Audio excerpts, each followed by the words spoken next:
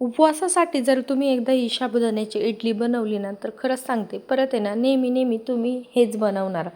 आणि खरंच ज्यांच्याकडं खूप वेळ कमी असतो, ज्यांना साबुदाणा वडा किंवा काही वेगळं बनवायला आहे ना वेळच नसतो, त्यांनी ना एकदा साबुदाण्याचा जो वडा आहे ना, तो एकदा इडली पात्रामध्ये नक्की बनवून बघा. वेळ पण वाचतो आणि काम पण सोपं होतं. आणि याच्यासोबतच आहे ना धिरडे पण बनवायचे जे भगरीचे, त्याची पण रेसिपी मी टाकलेली आहे.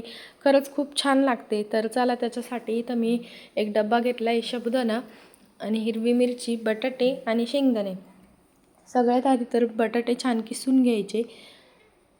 आणि आता आहे ना आपण बटाट्याला ना परतणार आहे ना कलसून घेणार आहे, काहीच करणार नाही आहे. फक्त बटाटे छान व्यवस्थित खिसून घ्यायचे. आता शेंगदाणे आणि हिरव्या मिरच्याचं वाटण करून घ्यायचं. आबडधोबड जरी वाटलं ना तरी चालतं, ते पण खायला खूप चविष्ट लागत्या. आता त्याच्यामध्ये सगळं व्यवस्थित मिक्स करून घ्यायचं.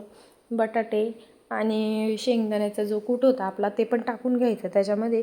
जर तुम्ही उपवासाला जिरं वापरत असेल तर तुम्ही त्याच्यामध्ये ते पण टाकू शकता.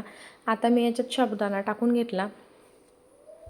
आता त्यामध्ये टाकते मी मीठ, आणि मीठ आणि ते टाकून आहे ना व्यवस्थित असं सगळं मिश्रण जे आहे ना ते व्यवस्थित मिक्स करून घ्यायचं. आणि एकदम हलक्या हाताने थोडंसं पाणी शिपडून त्याला व्यवस्थित असं पीठ मळण्यासारखं गोळा करून घ्यायचं. हे इडली पात्रामध्ये पाणी गरम करायला ठेवले. आता सगळ्या इडली पात्राला आहे ना व्यवस्थित तेल लावून घ्यायचं, ज्याच्यामुळे आहे ना आपला साबुदाणा वडा त्याला अजिबात चिटकणार नाही. तर इकडं बघा, मी तेल लावून घेतलं व्यवस्थित आहे ना, छान असं त्याला चोपडून घेतलं सगळीकडून. आता गोल गोल वडे बनवून त्याच्यामध्ये ठेवून द्यायचे. तुम्हाला ही ट्रिक आहे ना करायला एकदम सोपी, आणि हा जो साबुदाणा वडा आहे ना खायला एकदम टेस्टी लागतो बरं का. आता मी इथं ठेवून दिलं आहे बनण्यासाठी. आता 20 ते 25 मिनटं झाले, आपली इडली तयार आहे. आणि तुम्ही पाहू शकता किती छान आपली इडली साबुदाण्याची तयार